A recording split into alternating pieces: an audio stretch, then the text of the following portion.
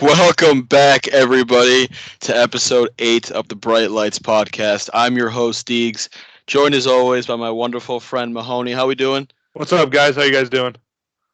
Today, our wonderful third co-host PT is not here, but we are joined by another person, GiraffeNeckMarc. Mark, how we doing today? Doing good. I mean, we're just getting over the wisdom teeth surgery, but we're feeling good and ready to go. There you go. Yeah. I mean, I just got my wisdom teeth pulled out too. Really, it's not fun at all, especially the whole chubby cheeks part. But yeah. So Mark, why don't you explain to everybody that doesn't know who you are about your YouTube channel, the kind of content you create, and what you do on YouTube? All right, so I'm GiraffeNeckMarc, but I like people calling me Mark. I just make baseball videos on YouTube. Start off with MLB The Show, but we've now transitioned into talking about actual baseball. MLB news, breaking down trades, breaking down free agent signings. Honestly, anything that happens in baseball. And yeah, just talking baseball over there. It's fun. We BS a little bit over there, have some fun with Yankee fans, and have a good time. Yeah, always fun to mess with the Yankees fans. So, your YouTube channel started with MLB The Show. Do you plan on bringing that back this upcoming year? So as of right now, the plan is that on the YouTube channel, we're going to kind of keep everything actual Major League Baseball related, and MLB The Show will maybe be over on Twitch strictly. Okay. That's kind of the plan right now.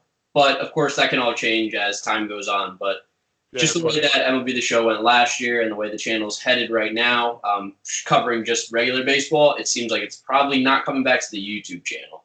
Okay. Your YouTube channel has definitely taken leaps since you've gone to in real life baseball news.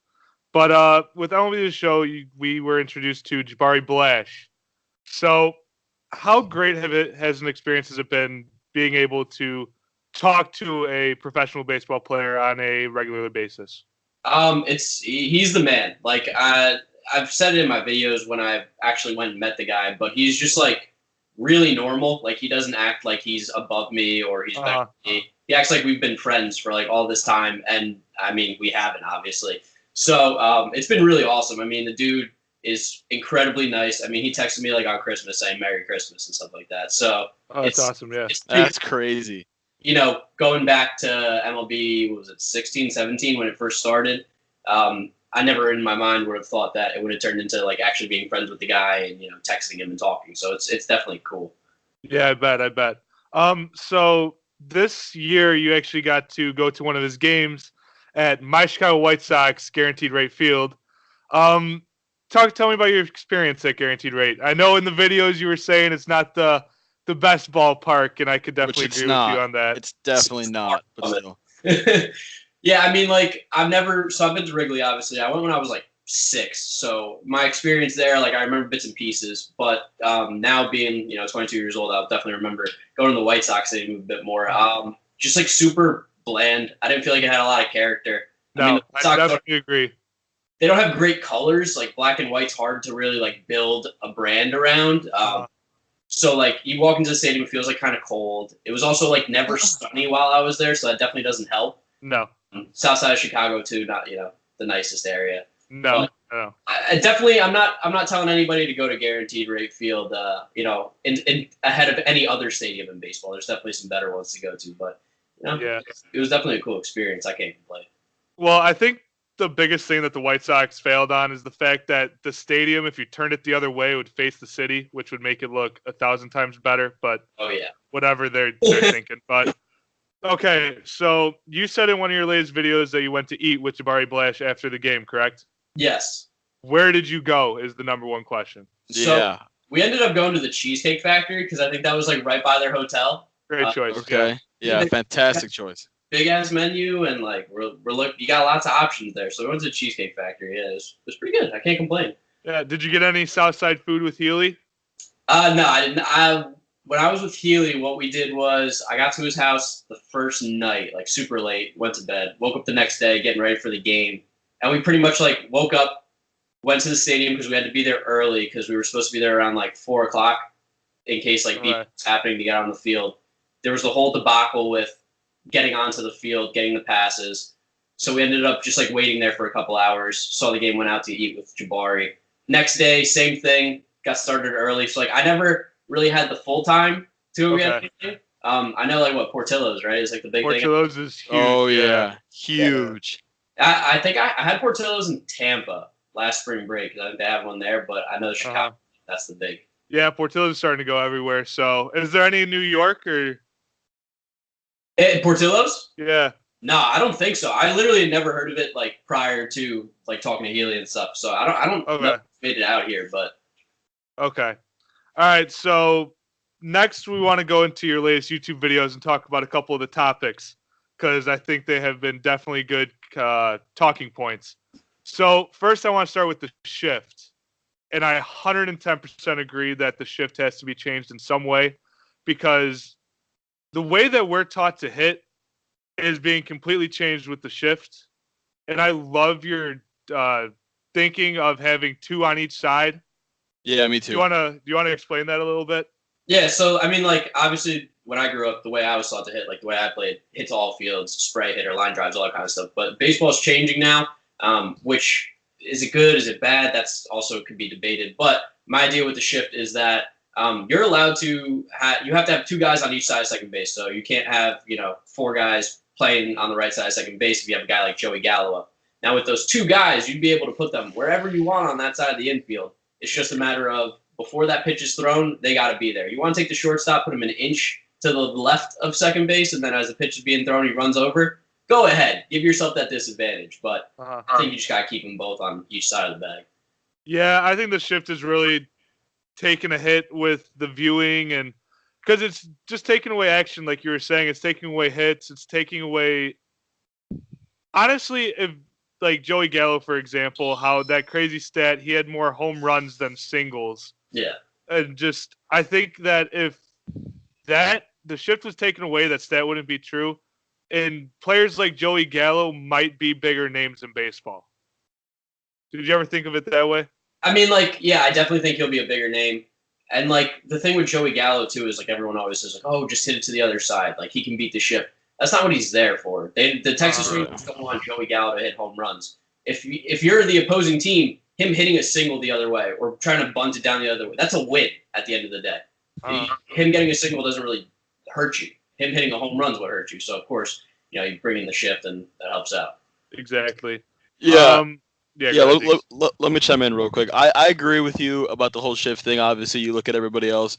All the teams in baseball are shifting so much nowadays. You got like the Joey Gallo example is a perfect example. There was times where like he'd play the Astros and they would literally put everybody on the right side of the field because he knew the guy wasn't going to hit the ball down the third base line at all. I actually really like that idea of having 2 guys on each side of the bag because like it still gives you the strategic aspect of being able to like put that second baseman in shallow right field or put the shortstop wherever you want to put him, but it still gives the hitter like a decent advantage too because like you were taught when I was growing up playing baseball, I was a pretty big kid, so it was always like power. But then as I got older, it was like, oh, you got to stay in the gaps, hit the ball, spray it, find the hole, and stuff like that. So honestly, I think it'd be better too if it went to the whole 2 people on each side of the bag because think about how many hits every single year get robbed because the shortstop's playing up the middle or the second baseman makes a ridiculous play in right field because he's playing in right field.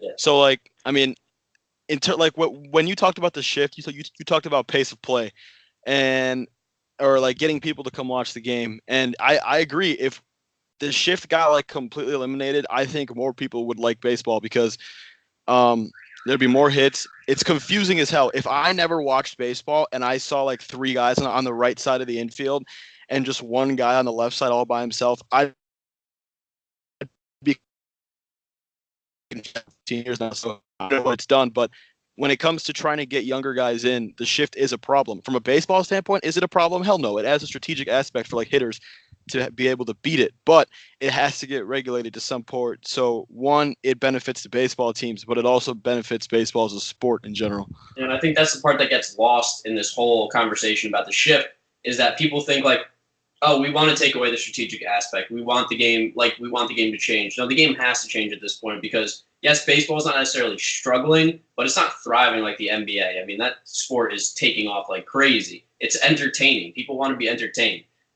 With the shift, eliminating it, yes, it gets rid of the strategical aspect. Of course, we want baseball still to have that. But at the same time, do we want it to be more strategic, but also struggle in the fact or be hurt where you're not getting in these new viewers. Like obviously it's not going to be, overnight people aren't going to just start watching baseball, but the more and more it becomes entertaining, the more eyes that you get on the game, and hopefully the more it grows. Yeah, I definitely agree. So with viewership, if you think about it, during the steroid era, viewership was at the highest it's ever been for baseball. Are you a person that thinks that steroids should be unbanned? It's like I don't think it should be unbanned because like obviously it is a performance enhancing drug. It doesn't make you a better baseball player, but at the same time like it is detrimental to health. You don't want to be promoting something that's like to little kids. You don't want to be like, yeah man, just take some steroids and you'll be like able to play better, because that's how little kids think about it. I mean, we have adults who think that steroids just make you a better player and they don't understand what it actually does. So like I don't think that they should be allowed. But I think that, like, I agree. That was definitely, like, the best part of baseball. I mean, I think we're all around the same age here. We all grew up basically with the steroid era. I remember waking up, like, seeing Barry Bonds hit home runs every day. I was like, this is amazing. This is so sick. Like, that's what I grew up with. I loved it. So I wish we could bring back, like, that passion, that flair that that steroid era had, just not with, like, the negative connotation of performance-enhancing drugs. Yeah, I definitely agree. What do you think, Deegs? Yeah, man. I mean, I 100% steroids, they make you stronger, they make you bigger, but they don't make you a baseball player. Barry Bonds didn't have the eye that he had because he took steroids. Roger Clemens didn't win 7 Cy Youngs because he took steroids. He was a great pitcher. Like, steroids with that negative connotation, like they're bad for your health. Yeah, you don't want to be the league that promotes, like, yeah, man, go ahead, juice up. It's going to make you a better baseball player. It's going to help our ratings. But on the flip side of that, like, yeah, I mean, I would kill to see a guy hit 70 home runs again. And is it ever going to happen? I don't know. Maybe Judge will do it. Maybe Giancarlo. Probably not. But, I mean. Yeah, probably not. That was super fun to watch guys hit tanks. Like, people that watch baseball that aren't, like, diehard baseball fans and they go to baseball games just want to see people hitting nukes at the plate. Like, I want to see a 465-foot home run. Like, last year, I went to a Cubs game against – I think it might have been the Reds when Javi Baez hit that like 485-foot home run. And I'm not a Cubs fan, but that was super dope. Like, that ball was killed. And like, people want to see that. And I mean, should steroids be allowed? Probably not, but you cannot say that during the steroid era, baseball wasn't at its peak.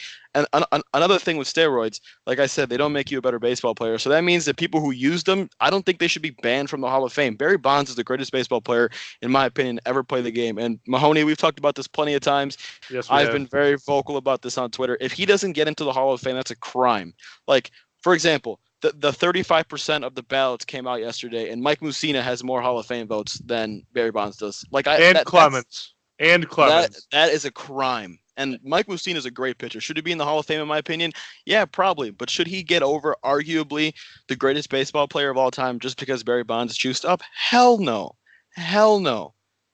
Sure, it made him bigger, but it didn't take away from his eyes. It didn't take away from his Gold Gloves. It didn't take away from how really good of a hitter this guy was. So, yeah, man, I mean, obviously 500 on base percentage for like almost half of his career. Like, he walked like 250 times in one season or something insane like that. Like, I mean, that's fun. If we had a guy like Mike Trout's a great baseball player, but is he probably ever going to reach what Barry Bonds was? No.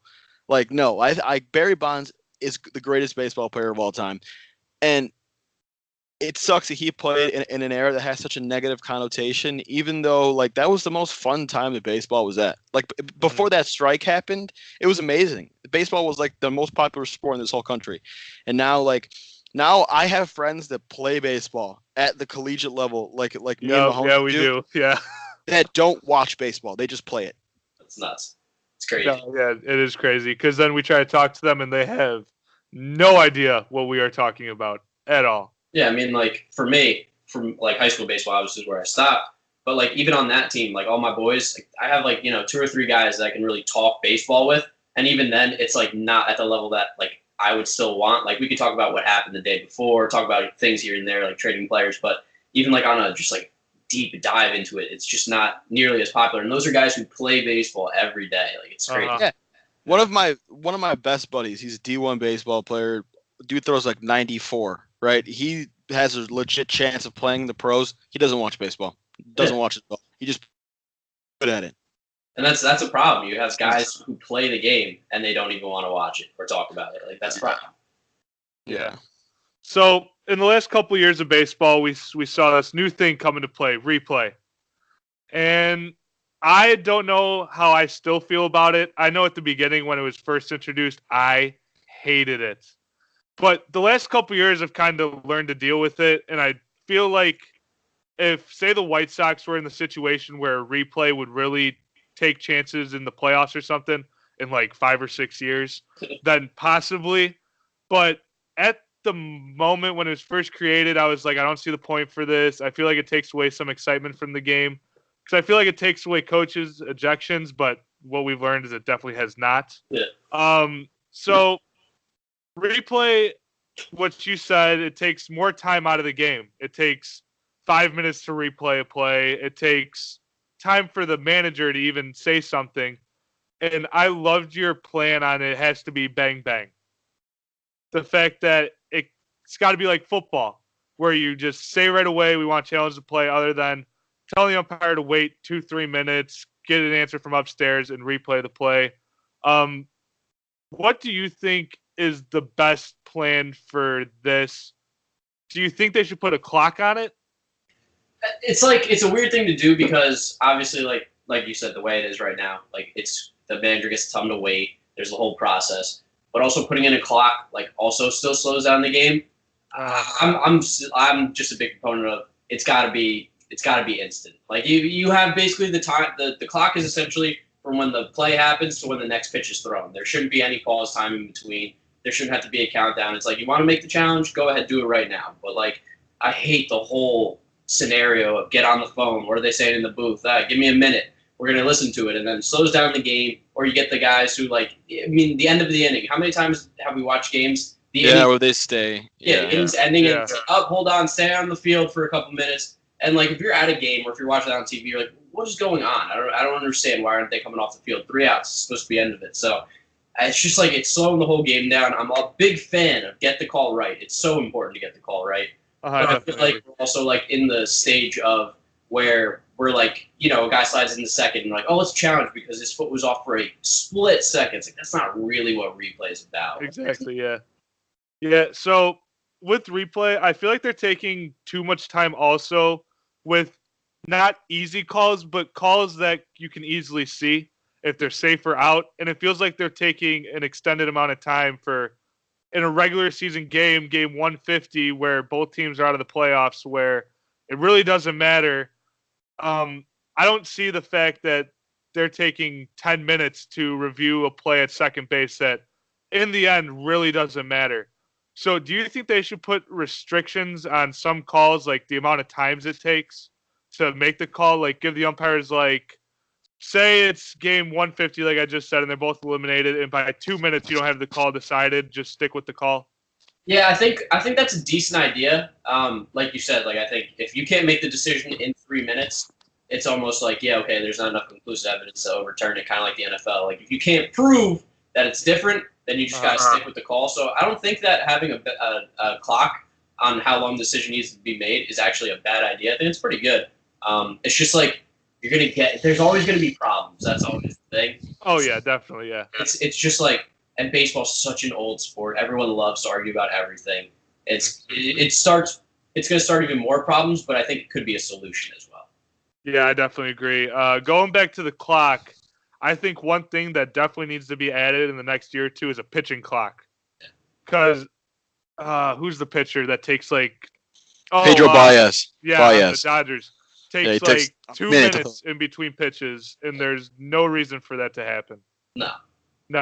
Do you know what the time is in the minor leagues? Isn't it like 20 seconds, 30 seconds? It's 20 seconds, yeah. I think you have 20 seconds from the windup. I don't know what it is from the stretch, because that's the only thing that's going to be difficult is how do you... Yeah, I don't think they could implement a clock on the stretch because of the timing. And like you said in the video, base runners would know when to steal. Yeah. If the clock was near zero, they would just take off. Yeah. So, yeah, I definitely agree. There needs to be a pitching clock. It's funny, though, how we all talk about all these things and how they need to be implemented, and we all know that it's probably not going to be tomorrow when this is all implemented. So hopefully down the road we see more and more things added that makes the game better. like this one thing that I used to love, trucking the catcher. Yep. I'll never forget being in the kitchen when I was like 9 watching Buster Posey get hit. That was awful, but it brought a different excitement to the game. Yep. I think that it should definitely be implemented. I don't know. I mean, Deegs, do you have any like disagreements with this or anything like that? Yeah, dude. I mean, I'm kind of indifferent about it because like when I like growing up, like now I'm a pitcher, but I was a catcher when I was little, and I got trucked a few times, and like it was sometimes it was like holy shit, like this dude just ran me over.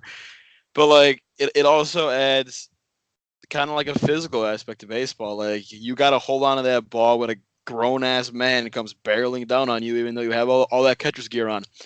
Now, from that standpoint, yeah, I mean it's pretty cool because like I love watching football. I love seeing a big hit happen every once in a while. I mean it'd be kind of cool to for that to happen in baseball. Also, it's like super dope when a catcher gets trucked over and he walks up and like he's still holding on to the ball and like everybody goes crazy and stuff like that.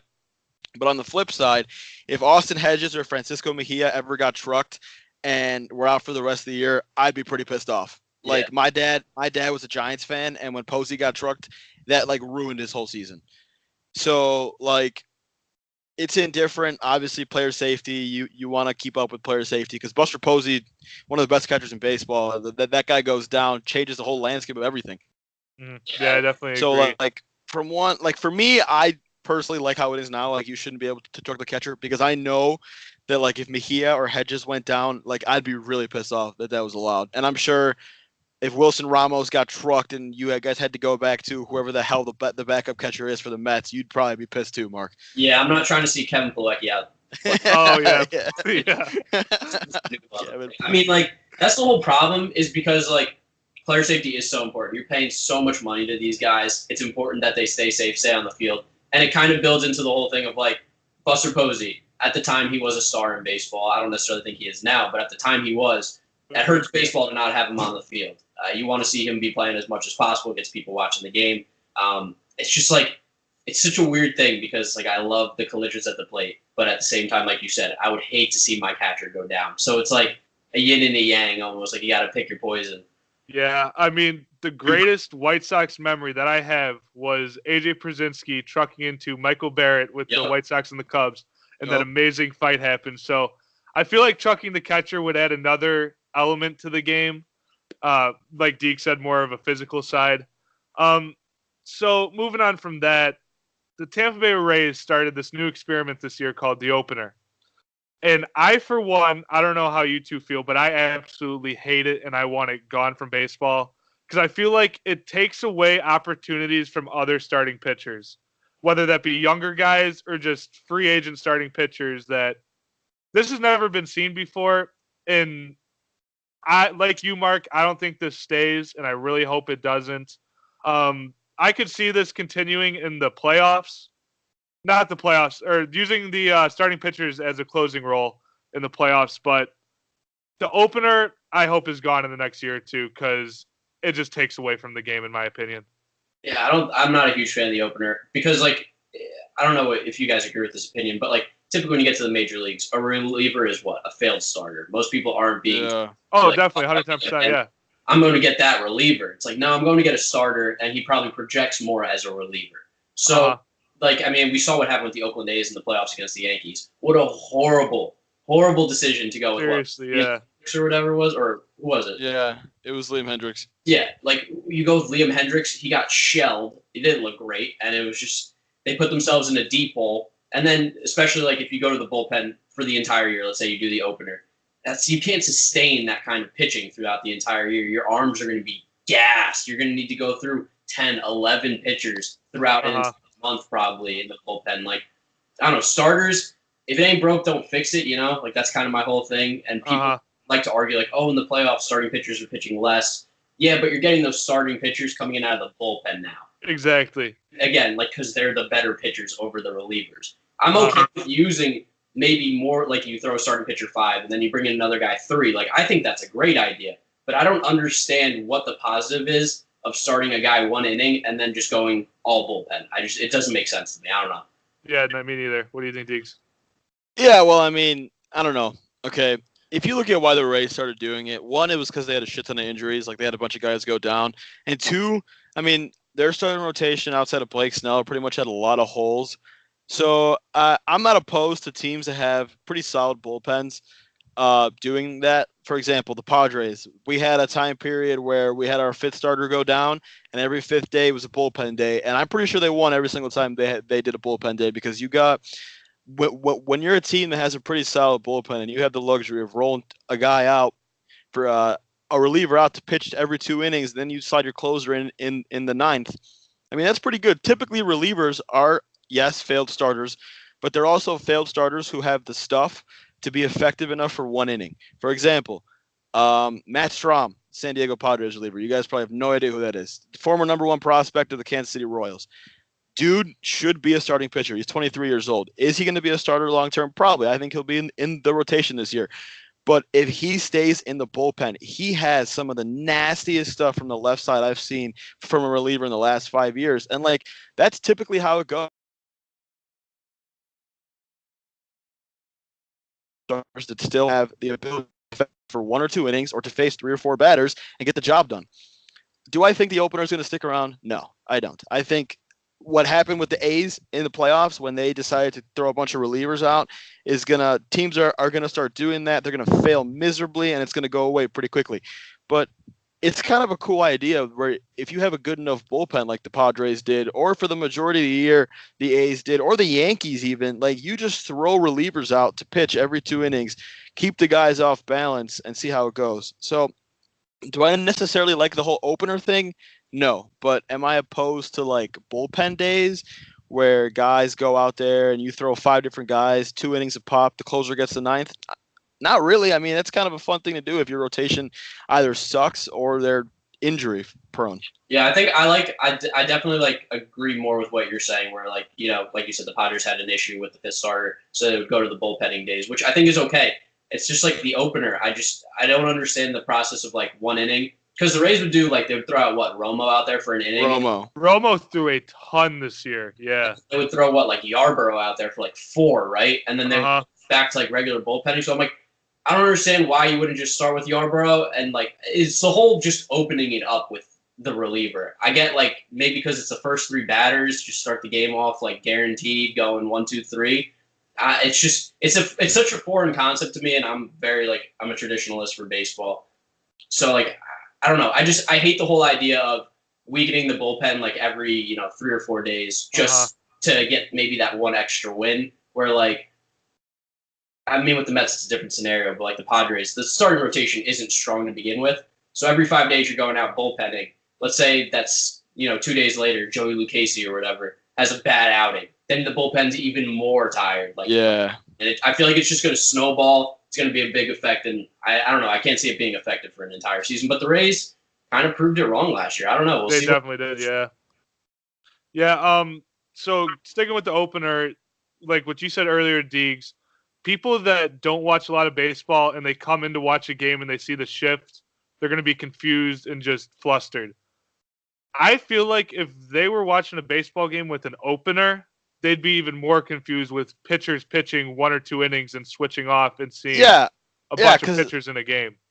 They would see like if it was my first time going to a baseball game, right? And let's say I'm going to a Rays game for some reason, and Sergio Romo goes out there and goes 1, 2, 3 and gets the first 3 batters out, no problem. If I was a casual baseball fan or it was my first time ever going to a game and I didn't see Romo on the mound the next inning, I'd be confused as shit. I'd be like, this guy just got the first 3 batters out. He pitched fantastic and they pulled him. Like, what the hell is this nonsense? So, yeah, I mean, I agree. It's just like the shift.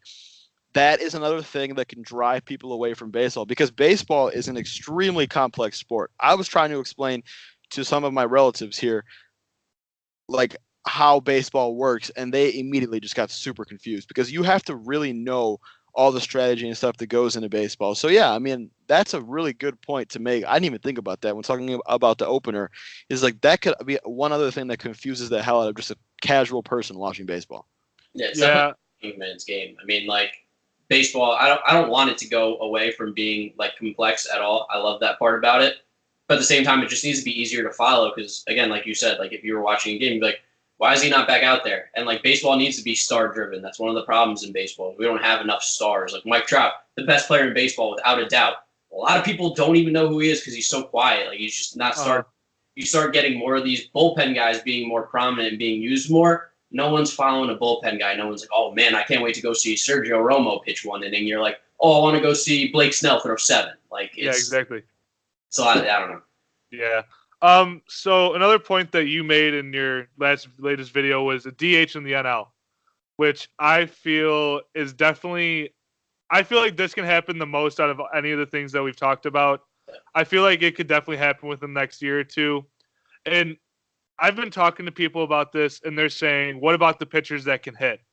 And they're not going away. I feel like the teams could still use them as DHs. There's no problem with that. Like your Jake Arrieta or your Madison Bumgarner or who's the guy in the Reds that hit like 4 or 5 home runs? The reliever. What's No, the it's the Super Jack dude, Lorenzen. Yeah, Lorenzen. Yeah.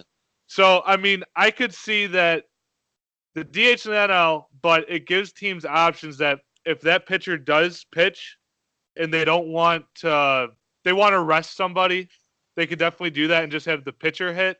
So I feel like a DH in the NL comes with 2 things. It comes with an extra hitter or it comes with just using your best hitting pitcher.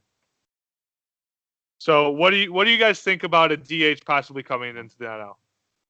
I mean, like, I personally, like I said, I think it should change. It's not necessarily something that I want to see because I love the whole, like, having the pitcher hit. It takes away, like, a lot of the managerial decisions. Like, AL baseball is just not even nearly as complex as National League baseball. Like, I love to say Joe Torre is one of the most overrated managers in baseball because he just threw out the same nine every single day for the game. He put in his bullpen guys, and that's it. He never had to do double switches. He never had to make defensive substitutions, none of that kind of stuff. And that's what having that pitcher hitting the 9-hole does. It makes a lot more decisions. It's, oh, am I going to leave him in because he's due up next inning, or am I going to take him out now and double switch? But at the same time, there's really no reason for the pitcher to be hitting. Every 3 innings, basically, you're getting a guaranteed out at the plate. And yes, you have guys like Arrieta, Mad Bum, Syndergaard who can rake. But at the same time, they can rake and they're still hitting like, what, 150? Like, yeah, that is true. Yeah. It's not really like they're hitting 300 or 400. They're still terrible hitters at the end of the day. It's just they're up for a pitcher. So, yeah, I mean, true. You know what? Yeah, I didn't think about that. You're right. And I like the idea that you said of, like, if the Giants wanted to throw Mad Bum out there to be their DH for the day while he's pitching. I think that's a great idea because, like you said, like, you can still have the pitcher hit. He can still be effective, essentially. But I think the ability to have a DH is something that the NL, like, is going to eventually be. So, yeah, I think it's the right move. Yeah. Deegs? Yeah, for me, it's either you have it in both leagues or you have it in, like, none. Because, like you said, American League managers, they don't have to worry about doing defensive substitutions. They don't have to worry about moving guys around. They don't have to worry about having pinch hitters ready to come hit for the pitcher because you guys, you got a guy on second base with 2 outs and you got to get him in. You don't have to worry about pulling your starter in the 6th inning because you got to get a pinch hitter in to get this run because you're going up against Jacob deGrom or Scherzer or Nola or Kershaw, a guy like that where you're probably not going to get another opportunity to score a run. But I personally want the DH in the National League solely for the purpose that it is in the American League as well. And I feel like, especially from like the Padres perspective, 4 or 5 years down the line, we got a lot of prospects, first base prospects, shortstop prospects that are going to be blocked by Hosmer, by Tatis, that are we're going to have to either trade them or utilize them off the bench where we could just plug them into our DH spot and let them hit from there. So, yeah, I think it's a good idea to either have it in both leagues or have it in none. But another reason why I think the DH in the National League should be, like, in effect is because nobody wants to see pitchers bat unless it's like Mad Bum going yard, Arrieta going yard, Syndergaard going yard. But also, like, from a pure health standpoint, how many times has a pitcher been swinging and gotten hurt? Like, what happened with deGrom when he hurt his elbow, when he hyperextended his elbow, pitching? Like, if I was a Mets fan, I'd be pissed if my ace went down swinging a bat. And the only way to avoid that now is to tell him to go up there, put the bat on your shoulder, and don't swing. And that's a guaranteed out. Like, that kills momentum. Like, oh, great, you turned the lineup, but you didn't score a run, so it doesn't matter. So for me, You either have it in both or you have it in none. I think the DH in the NL will be in full effect by the time that I graduate college in 2022. So, I mean, we'll see how that goes, but yeah. Yeah, I mean, like you said with the injuries too. What was it, Rich Hill? Was it last year or the year before where he went to bunt and he hit himself in the face? Like, yeah. Too. Yeah, I think that was 2 years ago. Yeah, just like 2 years ago. Injuries to pitchers when like they're arguably one of the most valuable positions in all of baseball, at least money wise, they're so coveted. So like, who was it? Chin-Ming Wang, like 10 years ago with the Yankees, was playing the Astros. He was having a great year. He hits the ball, runs down the first baseline, like tears his hamstring. Never the same. Yeah. Like that sucks. Well, then didn't that also happen to Mark Pryor? Didn't he break his arm or something running the bases? I'm not sure, to be honest. Mark Pryor. But there's been there's been a lot of instances where we've seen guys get hurt, whether it be swinging the bat or running down the bases. Like you take off in a full sprint down the back to try and beat something out, like you're giving your full hustle, and you tear something, and there you go. Like your season's over. Like imagine last year with Jake Arrieta, if the Phillies signed him to that contract, and then like in his first or second at bat, the dude gets hurt. Like that's a total waste. I mean, and I think last year too, when the Mets played the Yankees, Tanaka, he pitched to get one game in Queens, and he was running. Or you have it in none, but I think the NL should have a DH. Yeah, but like Tanaka was like running home, and again like pulled his quad, and it's like the dude misses a couple starts. That kind of sucks. Like it's unfair because like he shouldn't be getting hurt running the bases. He shouldn't be getting hurt hitting. He's there to pitch. Yeah, not at all. Exactly. So Mark, this would be a total waste of a podcast if we didn't talk about the Mets with you, which I cannot wait to do. Okay, your Mets has had a very, very busy offseason, and if I was a Mets fan, I'd be very excited. How well do you think Brody has done since he has stepped into that general manager role? I've been so incredibly impressed with how good Brody's been. When they first came out with all the rumors that they were going to get Brody as a GM, I was like, "What are we doing? We're getting an GM." That's exactly what I thought. Like I even made my video where I was like, "Listen, I'm going to give him a chance, but at the same time, like it's not going to be a long leash with him. Like he's got to show me something right now," and that's what he's done. I mean, getting Cano and Diaz. Yes, Cano's contract isn't the most friendly for the Mets going down the line, but right now Cano is still a good player. He's still fantastic. And they're trying to win right now, so that helps us. Edwin Diaz is a stud. Like I'm pumped about him. I'm super excited. He got Wilson Ramos dirt cheap, and they offered Grandal a contract, which I thought was very fair. He turned it down. They're like, all right. Oh yeah, that's a great contract for $19 million, cheap. They got Jerry's Familia back. Like I'm really excited. Go get me now a center fielder and maybe another starting pitcher. And I'm going to be like, listen, that's a great offseason for the Mets. Yes, we didn't get Harper. We didn't get the big names. But for what we have and what we did with our money, I'm really pumped with this. Like, the dude's out there working. That's all I can ask for. I mean, we've had Sandy Alderson in the last few years who was there because he's great with working on a budget. And that's what the Mets were doing the last 3 or 4 years, was working on a budget. So he did what he could. But now that Brody's there, it looks like he's getting really creative and he's changing a lot, which is really exciting as a Mets fan. Yeah. What else do you think the Mets have left in this offseason? We need a center fielder. Juan Lagares is good, but, I say good as in he's serviceable. He's not a great center fielder. No one's saying, give me Juan Lagares out there. But it's always health with him, and he really hasn't played more than one season with good health. So I can't really rely on him. So get me a center fielder. I'd like to maybe see another bench bat, but that's kind of down the line. We need another starter. I want Gio Gonzalez so badly as our 5. Move Vargas to the bullpen. Get Gio as the 5. He grew up a Mets fan. Like, this is perfect. He wants to play for the Mets. It's just I don't know if the Mets are really going to be willing to spend the money. Maybe Adam Warren out of the bullpen. I've been seeing Marwin Gonzalez. I'd be happy with either of those guys. So they still got some pieces. Bullpen and center field being the big ones. Yeah. Do you see AJ Pollock being a place in center field? Because I know my White Sox have been talks with him, and I do not want him on my team at all with his injury-prone last couple seasons. Yeah, he's definitely injury-prone. When he's on the field, he's a beast. There's no doubt in that. Oh, yeah. It's a matter of whether he can. And a lot of his injuries have been freak injuries. Like, he dives for a ball and he breaks his hand. Like, that's something that's just unlucky. But I don't see Pollock being on the Mets. They've been talking about, the amount of money that they want to spend the rest of the year. And it just doesn't seem like he fits into that budget. I would obviously like to see him there because I think he is a better player than Lagares. And even though, the Mets have the history of being terrible with injuries and Pollock is an injury-riddled player, I'm still going to give him the benefit of the doubt of like, hey, he's going to come back healthy. That's kind of how you look at the season every year, is as if everyone's going to be healthy. But I don't see Pollock being on the Mets. Yeah, What about go ahead, Deegs. what about potentially Adam Jones? Like, I know he's a little older. The guy probably fits better in a corner outfield role right now. But maybe, what are your thoughts on the Mets bringing in Adam Jones? I actually love Adam Jones as a player. I think he's so underrated. Like I think baseball's so like analytical driven and sabermetric driven, and he doesn't necessarily work to the sabermetrics because he doesn't walk and all that kind of stuff. But the dude every year hits 20 home runs, drives in 80 runs, hits 280, plays arguably a Gold Glove center field. He may not have the range that he used to, but he's out there making plays that a lot of center fielders can't. If they gave him like a 2-year deal, that's something I'd be interested in. But I'm guessing he's probably going to want to go probably more 3-4 years. And again, he does fit more as a corner outfielder now, especially with the Mets not having the greatest corner outfielders defensively. Like Conforto and Nimmo aren't bad by any means. They're definitely good.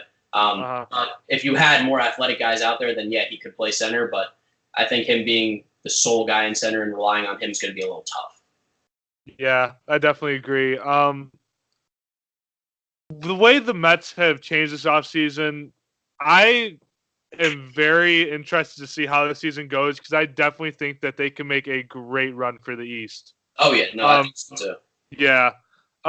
So, sticking with the Mets, I'm just curious, do you have any interesting Mets stories? Any interesting Mets stories? I mean, when they lost to the Cardinals in the NLCS in 2006, I threw a hissy fit. So that's a good one. I'm trying to think any particularly interesting Mets stories that I have. What are your thoughts of how they lost all those heartbreaking games in the World Series to the Royals? That was bad because I was there at all those games. So you were there? That's awesome. God, dude, awesome, but not awesome. Awesome, but I would be. Oh my God, I'd be depressed. I flew home for the NLCS to see the Cubs, so I flew home for that. I saw all those games. That was incredible. I was like, this is sick. And then they made it to the World Series. I'm like, okay, I'm gonna fly home again. So like 2 back-to-back weekends, I flew home from South Carolina, and I remember the game where Syndergaard comes out and pitches, throws the ball over Escobar's head. The Mets come out and stomp the Royals. I'm like, holy shit, it's happening. We're coming back and winning this thing. Like this is crazy. And then like to see Lucas Duda make that throw. Yeah. Yeah. Right there. Everyone likes to talk about Terry Collins mismanaging the World Series. That Lucas Duda throw right there is the number one reason why the Mets lose. Because they're like, oh, Familia blew the games, all this kind of stuff. No. Duda needs to make a routine throw 90 feet, first base, and he sails it. Hosmer was out by 60 feet. It wasn't even close. And it's just, I feel like that's the big play that changed everything. It was, let me tell you, like, that was the only World Series I've ever been to because I was too young in 2000. But I never want to see a team celebrate on Citi Field again. That was just like, no, I don't believe it. I just sat there and watched. We're like, damn, this sucks. Like this, yeah, I would have loved for it to have been the other way. It would have been so cool, but it was unfortunate. Yeah. Were you more upset with the way the Mets performed last season or losing the World Series? Oh, the way the Mets performed last season, definitely. Because that year they made it to the World Series, like, you got to remember, we thought we were trading Wilmer Flores and Zach Wheeler for Carlos Gomez at one point, and then we got Cespedes, and he was like the Messiah. The dude could do nothing wrong. He was in MVP talks in the National League, and he had only played for half a season in the league. Yeah. So that was just like the most incredible like baseball high I've ever had in my life, where I was like, they are just playing out of their minds. They're playing so good. They make it to the World Series. They seem unstoppable, and they weren't supposed to be there at the beginning of the year. So like I was cool with that. Where last year it was like we started off 12-1, 11-1. Oh yeah, and then we had that like 6-7 stretch where we won like 8. We went like 8-25 or something like that. It was just heartbreaking. I mean, that was so. Real quick, some baseball news. That actually, Robertson has agreed to a deal with the Philadelphia Phillies. He has David Robertson with the Phillies. Oh wow! And the White Sox officially offered Machado. I did see that while we were talking, but I'm pretty sure I had Robertson going to the Phillies in my free agency guesses. So, hey, good for you, man. Yeah, there we go. Hey, Mark, real quick. Realistically speaking, like, in the NL East, it being a pretty competitive division, what do you think the Mets will realistically do this year? I think the Mets. I don't think the Mets win the NL East. I think that's asking a little bit too much right now because I think the Braves are the team to beat still. And actually, I don't even think the Braves are the team to beat. I think it's the Nationals still. Even losing Harper, I think that team's still the team to beat. Just because the Braves' lack of like pitching in general. But I think the Mets, they're definitely competing for a wild card spot. I think that's 110%. I think that's the realistic move. Is that you obviously are trying to win the East, but wild card is the goal. And I think that's very attainable. Like even with Robertson right now, I don't think the Phillies are better than the Mets, and I think people are going to get on me for that, being a little bit of a homer. But you look at that Phillies team last year, everyone talks about them. They finished 2 games under 500, which was only 2 games better than the Mets. It's not like the Phillies were 88 and 72 or whatever the record would be. I mean, they got off to a hot start and they cooled off big time. And I feel like people are still living off that hot start. Where I'm like, look at their lineup. They got McCutchen, who's a nice addition. They got Gene Segura, who's a nice addition. But Rhys Hoskins, that's kind of it. That's their hitters. There's not much after that, I don't think. No, not at all. So Odubel Herrera is pretty decent. I mean, kind of he did. He's very streaky. It's like 250. Yeah, he's very streaky. Yeah. So yeah, I mean and their pitching too. Their pitching's weak. Aaron Nola's a beast. Let's not Yeah, he's a monster. Oh, Nola's insane. Yeah. No one's scared of Zach Eflin. No. Yeah. No. Or Nick Pivetta. Yeah. Guys who they got some good stuff, but their numbers just aren't there. Yeah, no, not at all. Okay, so thinking about realistically what the Mets do, let's go to who do you think's going to win the World Series in 2019? 2019. Oof. As of right now.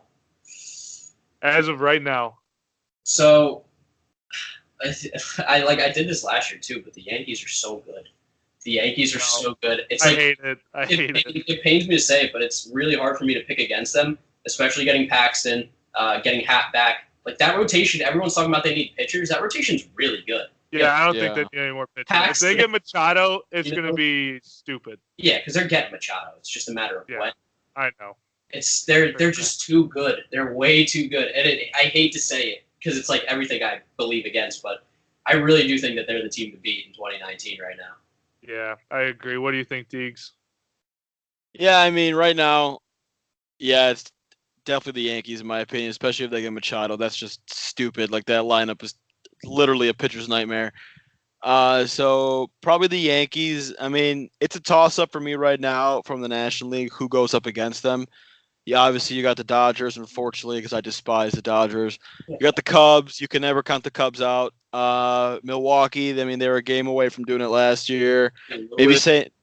Maybe St. Louis, if they get a starting pitcher or two. I don't know. So I think the American League is pretty much like a 3-team race right now between the Red Sox, the Yankees, and the Astros. But the National League is kind of a toss-up, in my opinion. But yeah, it would be really hard and really stupid of me to pick against the Yankees. The thing that confuses me the most is the Indians are that 4th team, and if they got some pieces, they can easily be a contender. They still are a contender even with the team they have that they throw out there now. But talking about trading Kluber or Bowers, what are you doing? Go get a guy like Adam exactly in the outfield. Go get a Nick Markakis. Go get some pieces, and they can compete for a World Series. Like that pitching staff is filthy. Mm-hmm. Yeah, with my White Sox, I've seen the Indians' success last couple of years. And I think it would be stupid for baseball even in Cleveland. I mean, the fact that you have one of the best rotations in the league, and all you need is a couple batters. I mean, I'm surprised they didn't try and bring Brantley back and try to push him a little bit more. But you know what? I'm actually kind of not excited, but I feel like Jake Bauers is going to be a big part of that team. Yeah, it'd be interesting to see what he does. I liked him in Tampa Bay a lot. I liked him too. I was surprised that Tampa Bay let him go so easily like that. Yeah. But, I think that pretty much concludes it. Mark, if you want to tell everybody where they can find you on social media, that'd be great. Sure. So if you're on YouTube, you can find me at GiraffeNeckMarc. Pretty much everything is GiraffeNeckMarc. So YouTube, Twitter, Instagram, all that kind of stuff. Talking baseball all the time. So if you're interested in that, go give me a check out. Yeah, we definitely love your videos, Mark. Thank you very much for coming on. We appreciate it. I hope you have a great rest of your day, and we wish the Mets good luck this season. Yeah. Hey, man. I wish the White Sox and Padres some good luck, too. Thank you very much. All right, man. Mark, you have a good one, man. Peace out, guys. Bye.